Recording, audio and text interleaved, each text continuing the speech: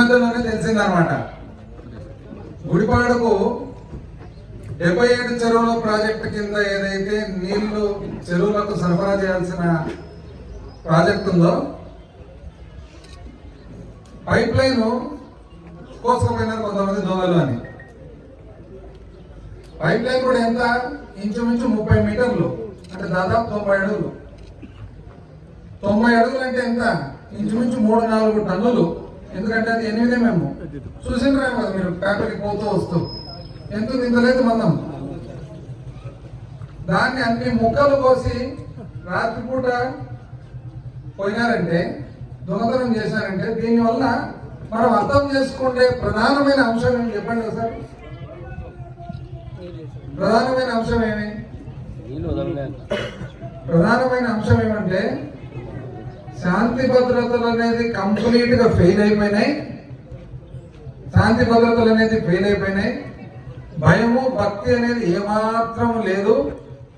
ప్రభుత్వ సొమ్మును 90 అడుగుల పైపును 3-4 టన్నులు, అంటే ఇంచుమించు ఒక చిన్న సైజు లారీ కావాల, గ్యాస్ కట్టర్ తో నీట్ గా కోసి కోసి కోసి ముక్కలు చేసుకొని ఎత్తుకొని పోయినారంటే ఎంత భయం భక్తి లేకుండా దొంగలు ఈ పని చేస్తుంటారని ఒక్కసారి మీరందరూ కూడా ఆలోచన చేసుకోవాలని చెప్పి మనం చేసుకుంటాం. ప్రభుత్వ సొమ్ము పైప్ లైన్లే కోసుకుపోయేతోళ్ళు రేపు పొద్దున మనల్ని వదిలిపెడతారా? అవునా? ఒక రామకృష్ణ ప్రభుత్వాన్ని ఎత్తుకుపోయేతోళ్ళు ప్రైవేట్ వదిలిపెడతారా? ఇంకా ఎంత భయము భక్తి లేకుండా అయిపోయిందో ఒక్కసారి చూడండి. ఇది కాకుండా అసమర్థత. ఈరోజు 77 చెరువుల ప్రాజెక్ట్ అనేది ఒరిజినల్ గా 68 చెరువుల ప్రాజెక్ట్ అని చెప్పి 2018-19 ఎన్నికల సమయంలో కొంచెం ఇటువంటి మొదలు పెడితే 5 సంవత్సరాల్లో దాన్ని ఎంతో కష్టపడి, ఎందుకంటే మన ప్రభుత్వం వచ్చేటప్పటికి 10% కూడా పని జరగక హెచ్ఎన్ఎస్ఎస్ కాలువ దగ్గర నుంచి పంపులు బిగించి పంప్ హౌస్ తయారు చేసి ఆడ నుంచి పైప్ లైన్లు తయారు చేసి కొండ మీద ట్యాంక్ కట్టి gravity main 1, gravity main 2, gravity main 3 అని 3 పెద్ద పైప్ లైన్లు, ఒకటి డోమ్ సైడు, ఒకటి పత్తకొండ సైడు, ఒక 3 చెరువులు ఆలూరుకు, ఒక 3 చెరువులు పాణ్యానికి అంతా తయారు చేసి ఇంచుమించు 90% పైన పైప్ లైన్లన్నీ, అంటే లాస్ట్ వచ్చే పైప్ లైన్ల వరకు రెడీ చేసి ఎన్నికల ముందు మీకు గుర్తుంటుంది జగన్మోహన్ రెడ్డి గారి చేత డ్రోన్ లో బ్రహ్మాండమైన మీటింగ్ పెట్టి ఆ రోజు ఓపెన్ చేయడం జరిగింది. గుర్తుందమ్మా అందరికి? ఎంతమంది వచ్చింది? 50-60 వేల మంది వచ్చింది, రైతులందరూ కూడా. అంటే ఒక ప్రాజెక్టు తయారు కావాలంటే ఏమేమి కావాలా? ఫస్ట్ నీటి వసతి. నీటి వసతి ఎక్కడి నుంచి తీసుకునేది? హెచ్ఎన్ఎస్ఎస్ కెనాల్ నుంచి. తర్వాత పెద్ద పెద్ద పంపులు ఇంచుమించు 100 కోట్ల పైన అయ్యే పంప్ హౌస్ కూర్చోబెట్టడం జరిగింది. అక్కడ నుంచి 100 కిలోమీటర్ల పైప్ లైన్లు రావాలంటే కూడా కొన్ని సిమెంట్ పైపులు, కొన్ని ఇనుప పైపులు, కొన్ని కాస్ట్ ఐరన్ పైపులు, రకరకాలు పైప్ లైన్ రావాలంటే మధ్యలో ఫారెస్ట్ ఏరియా అరణ్యంలో నుంచి రావాలా. అరణ్యంలో నుంచి రావాలంటే సంవత్సరం 2 ఏళ్ళు పర్మిషన్లు పడతాయి. 5 సంవత్సరాలు 2019 నుంచి మనం 1.5-2 సంవత్సరాలు కోవిడ్ తీసేసిన 3 ఏళ్ల లోపల పూర్తి చేసినాం. పూర్తి చేసి లాస్ట్ ఇంకొక నెల ఉండింది కదా, చివరికి మిగిలినవి గుడిపాడు మిగిలింది, సండ్రపల్లె మిగిలింది, పెద్ద పొదిళ్లలో ఒక చెరువు మిగిలింది, కలచెట్ల చెరువు మిగిలింది. చిన్న పొదిళ్లకు కొత్త బుర్జుకు కొత్త స్కీమ్ పెట్టి నీళ్లు ఎక్కవు కాబట్టి, ఎత్తు మీద ఉంది కాబట్టి గుండాల కాడ సంపు కట్టి అక్కడి నుంచి ఎత్తాలని ఈ 6 మిగిలినాయి. చివరి లాస్ట్ ఇది కూడా అయిపోయేది. పంపింగ్ చేస్తూ ట్రయలింగ్. ఎందుకంటే మొట్టమొదటి సంవత్సరం ఎప్పుడు కూడా నీళ్లు రావు. ఇప్పుడు మనం ఒక ఇల్లు కట్టుకుంటాం, ఇల్లు కట్టుకుంటానే గృహప్రవేశం చేస్తానే అన్ని రెడీ ఉంటాయి. చేరినాక ఒక లైట్ పనిచేస్తుంది, ఒక ఫ్యాన్ పనిచేస్తుంది, ఒక స్విచ్ పని చేయదు, ఒక కుర్చీ తెచ్చుకోవాలా, మంచం తెచ్చుకోవాలా, చేసుకోవాలి కదా ఇవన్నీ. అవి చేస్తూ వచ్చి గుడిపాడుకు నీళ్లు రావాల్సినవి. ఎందుకంటే 2 సార్లు మధ్య మార్గంలో కొన్ని ఊర్లలో అప్పటికప్పుడు పైపులు కొన్ని కారణాల వల్ల స్థానికంగా నీళ్లు రావాలని చెప్పి పగలగొడితే దాన్ని రిపేర్ చేయలేక 2 సార్లు 2 వారాలు 1 నెల లేట్ అయింది. ఎందుకు నెల లేట్ అంటే నీళ్ళ పైప్ లైన్ పగిలినప్పుడు దాన్ని మళ్ళా ఇంచుమించు 1 వారం అయితే అది రిపేర్ చేయాలంటే, మడుగులో నుంచి నీళ్లు తీయాలంటే, ఆ తర్వాత మళ్ళా ప్రెషర్ ఎక్కాలంటే అక్కడ నుంచి ఇక్కడికి ఇంచుమించు 1 వారం పడుతుంది. ఆ నెల రోజులు పోవడంలో శ్రీశైలంలో నీళ్లు మార్చి ఏప్రిల్ వచ్చేటప్పటికి అయిపోవడంలో లాస్ట్ లో ఆగిపోయింది. అంటే 77 చెరువుల్లో 38 చెరువులు మన డోన్ నియోజకవర్గంలో 32 చెరువులు అయిపోగొట్టి నీళ్ళు ఇచ్చి ఒక్కొక్క చెరువు అయితే దేవరకొండకైతే 2 పంటలు కూడా తీసినారు. పోయిన సంవత్సరమే 2 పంటలు తీసింటే ఇప్పుడు మళ్ళా వాళ్ళు తిప్పుతున్నారు. చూడండి తమాషా, 2 పంటలు తీసినారు పోయిన సంవత్సరమే, ఇప్పుడు మళ్ళా నీళ్ళు ఇడుస్తున్నారు. ఇది కాక గుడిపాడుకు వచ్చేటప్పటికి లేట్ అయింది, నీళ్ళు అయిపోయినాయి శ్రీశైలంలో. సంవత్సరం లోపల ఇవ్వలేరా? ఇప్పుడు మనము ఇల్లంతా కట్టుకుంటే అంత అయిపోయింది, లాస్ట్ కు ఒక ఫ్యాన్ బిగించుకునేది ఒకటే మిగిలింది. ఫ్యాన్ బిగించాలంటే ఎంతసేపు పడుతుందండి? పొద్దున పోతే అంగడికి పోతే తెస్తే బిగించేది వీలు కాదు. గుడిపాటి చెరువు కూడా అంతే. 1 సంవత్సరం నుంచి ఎందుకు కానీ ఇవ్వలేదు అని, చట్టపల్లకు ఎందుకు కానీ రాలేదు అని, పెద్ద పనులకు ఎందుకు కానీ రాలేదు అని, ఇవన్నీ ఖచ్చితంగా చూస్తే నెల లోపలనే, నెల కూడా పట్టదు. అయిపోయింది కదా, పనంతా అయిపోయింది. ఏముంది, ఊరికి పంపింగ్ చేసి నీళ్ళు ఇచ్చేదే కదా. పోయినసారి ఎందుకు నీళ్ళు ఆగినాయి? పంపింగ్ చేసి రెక్టిఫై చేసేటప్పటికి, రిపేర్లు చేసేటప్పటికి నీళ్ళు శ్రీశైలంలో అయిపోయినాయి కాబట్టి. ఈ సంవత్సరం ఆగస్టులో నీళ్ళు వస్తానే మొట్టమొదటినే పంపింగ్ స్టార్ట్ చేస్తే సెప్టెంబర్ కు నీళ్లు రావాలి గుడిపాడుకు. సెప్టెంబర్ కు గుడిపాడుకు నీళ్లు రావాల్సింది పోయి, సెప్టెంబర్ కు చంద్రపల్లెకు నీళ్లు రావాల్సింది పోయి, సెప్టెంబర్ లో పెద్దపల్లిలకు నీళ్లు రావాల్సింది పోయి, అక్టోబర్ కు నవంబర్ కు కలచెట్ల, కొత్తపూజు, చిన్నపల్లిలో నీళ్లు రావాల్సింది పోయి, మళ్ళీ ఫిబ్రవరి వచ్చి ఇంకో 10 రోజుల్లో నీళ్ళు అయిపోతాయి. శ్రీశైలంలో నీళ్ళు అయిపోతాయి ఇంకో 10 రోజుల్లో. ఇప్పటికీ ఇంకా పైప్ లైన్ దొంగతనం జరిగితే కనీసము ఇంతవరకు ఎవరికే గాని ఎన్ని రోజులు దొంగతనం జరిగి మనం కూడా రోజు ఫ్యాబ్రిక్ పోయించుకోవాలమే కదా. ఎక్కడన్నా మీకు ఎక్కడే కానీ దీని పట్ల సామాను కానీ సరుకు కానీ మళ్ళీ పట్టుకొచ్చినారని విన్నారు ఎక్కడన్నా? చిన్న ఏదైనా పోతే పట్టుకొస్తారు కదా, 1 రోజుకు 2 రోజులకు. అంతంత పెద్ద పైపులు ఎత్తుకపోతే అంత కష్టమా? డిపార్ట్మెంట్ వాళ్ళు తలుచుకుంటే ఎంతసేపు ఇది? రాజకీయంగా పట్టుదల ఉంటే, రాజకీయంగా పట్టుదలతో 5 సంవత్సరాల్లో ఎక్కడో కొన్ని కిలోమీటర్ల దూరం నుంచి మనం నీళ్ళే తెచ్చిస్తే ఈరోజు దొంగతనమైన పైపులను వాపస్ కానీ పట్టుదల లేక తగ్గనా? నిజంగా మనసాక్షి నుండి పట్టుదల అంటూ ఉంటే ఎంతసేపు అయితే పట్టుకురావాలంటే? రాత్రంతా కూర్చొని ఓపికకి గ్యాస్ కటింగ్ చేసుకొని తీసుకుపోయి పట్టుకొచ్చేది అంత కష్టమైన. నన్ను అడిగితే కటింగ్ చేసి దొంగతనం చేసినంత టైం కూడా పట్టదు నిజం చెప్పండి పట్టుకురావాలంటే. అవునా కదా? కానీ చేయడం అంటే చిత్తశుద్ధి ఎక్కడుంది అని.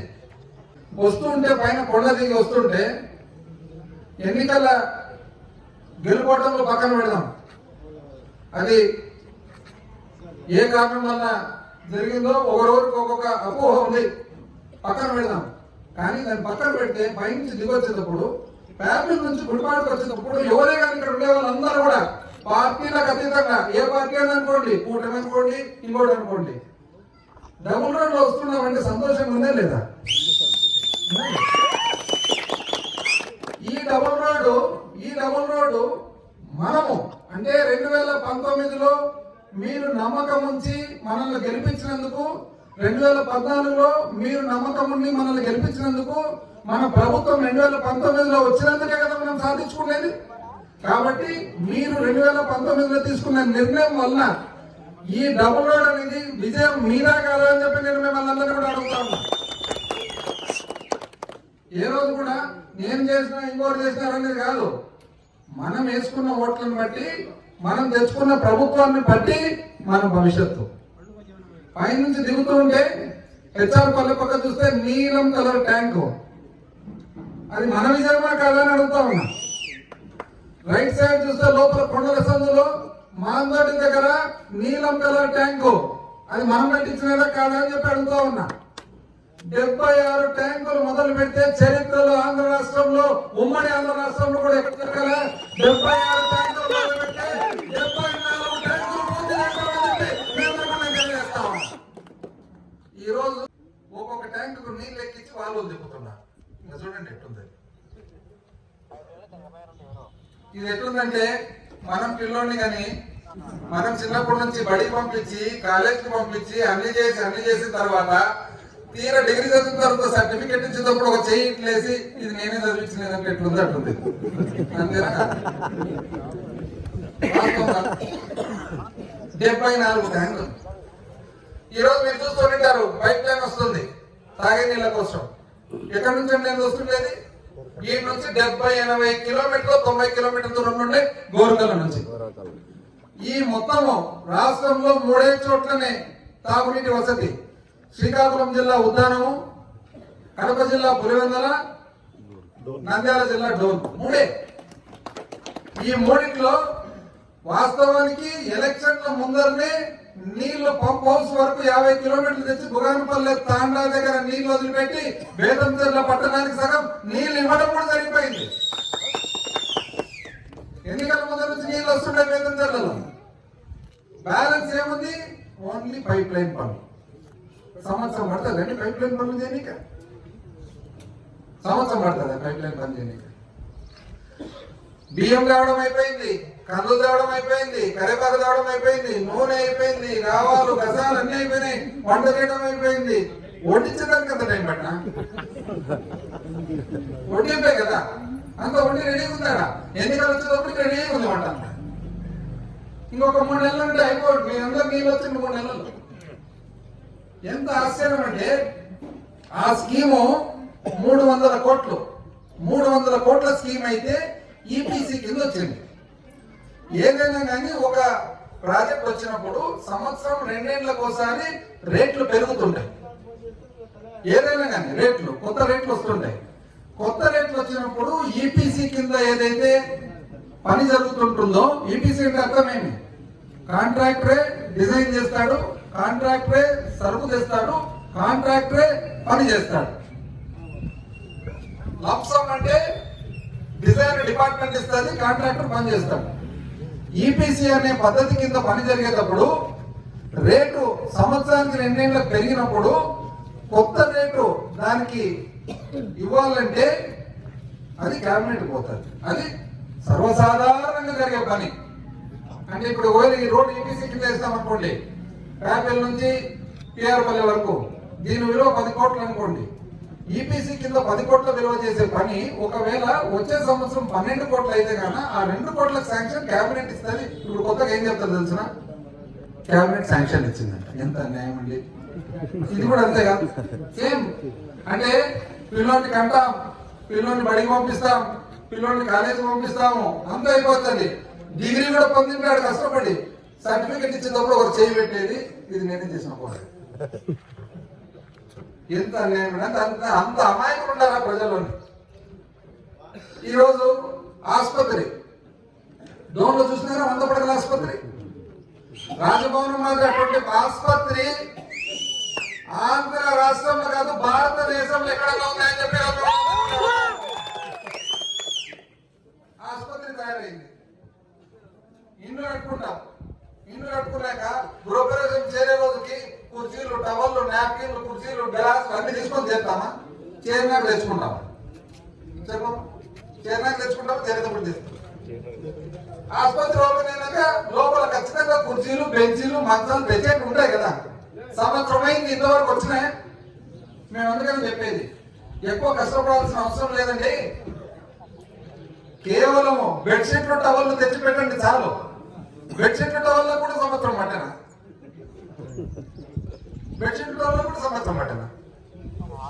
రోడ్లు కూడా మీరు ఎక్కువ కష్టపడాల్సిన అవసరం లేదు. కనీసం రోడ్డు పక్కన ఉంటే కంప చెట్లతో కొట్టండి. నేను అడుగుతున్నా, కంప చెట్లు ఎంత మంచినాయి. ఇంకో సంవత్సరం ఇట్లా ఉంటే కానీ రోడ్డు పుడిపోతుంది. ఇంకా ఇంత ముందు దర్శనానికి ఉంటుంది రూపాయి రోడ్డు లోపల నుంచి ఆటోమయ మైన్ ఉంటుంది, ఈ పక్క పక్క కంపోస్ట్ ఉంటుంది. అవునా కాదా? బండ్లు కట్టిస్తుంది. గుళ్ళు అయితే గుడి ఎన్ని గుళ్ళు మొదలుపెట్టి ఇంతవరకు మధురేట్ స్వామి గుడి అట్టే ఆగిపోయింది. దయచేసి దాన్ని పూర్తి చేయండి. దేవుని కార్యం కమగిరి స్వామి గుడికి అది కట్టేది కాక ముందు పక్క ఉండే ద్వారాలు రాజగోపురం అన్నిటి కూడా డబ్బులు ఇప్పించిన మొదలు పెట్టలే ఇంతవరకు. సంవత్సరం అయింది. గుండాల శ్రోత్రియం గుండాల అయిపోయి పీకినారు. పీకినేది కనీసం కట్టండి. పీకినేది ఎందుకు పెడతారు అట్లా? మరి ఇంత అసమర్థతన ఈ ప్రభుత్వ పాలన అని చెప్పి నేను అడుగుతాను. ఏం చేయాల్సిన అవసరం లేదు. దయచేసి కంప కొట్టండి. దయచేసి బెడ్షీట్లు టవర్లు తెచ్చండి. గుంతలు మూడ్చే పని కూడా లేదు. డోర్లో గుంతలు ఉన్నాయి. ఏడని గుంతలు కనపడినాయి. ఏమో ఏడని గుంతలు. అంటే గుడివాడ కూడా ఈరోజు కనువిప్పు చేసేదానికి, కళ్ళు తెరిచేదానికి, ప్రభుత్వానికి వాళ్ళ బాధ్యతలు ఒక్కసారి వాళ్ళకు గుర్తు తెచ్చేదానికి ఈ రోజు రావడం జరిగింది. ఈ రోజు వచ్చి పోయినందు కన్నా మొదలుపెట్టి ఈ సంవత్సరం కనీసం వారం 10 రోజులు ఉన్నా, ఎందుకంటే వచ్చే నెల 10వ తారీఖు నీళ్ళు అయిపోతాయి శ్రీశైలంలో. కనీసము వారం 10 రోజులన్నా హెచ్ఆర్ పల్లెకు గుడిపాడుకు నీళ్లు ఇచ్చేదానికి, వాళ్ళు కళ్ళు తెరిపించేదానికి ప్రతిపక్షంలో ఉన్నాయి. ఏ రోజు కూడా మనం పాలక పక్షంలో ఉండి అధికారంలో ఉన్నప్పుడు మాత్రమే పలకాలని కాదు. అధికారంలో ఉన్నప్పటి కంటే కూడా ప్రతిపక్షంలో ఉన్నప్పుడు మన బాధ్యత ఇంకా మీ పట్ల ఎక్కువ ఉండాలని చెప్పి మరొకసారి కూడా మీ అందరికి కూడా ఇంతకాలం గత ఎన్నో సంవత్సరాలుగా ఎంతో అభిమానంతో మమ్మల్ని అందరూ కూడా, మేము ఇక్కడ ఎన్నికైన ప్రజాప్రతినిధులు అందరూ కూడా, మీరందరూ కూడా మనసారా మమ్మల్ని ఆశీర్వదించడానికి చేతులెత్తి నమస్కరిస్తూ సెలవు తీసుకుంటాము.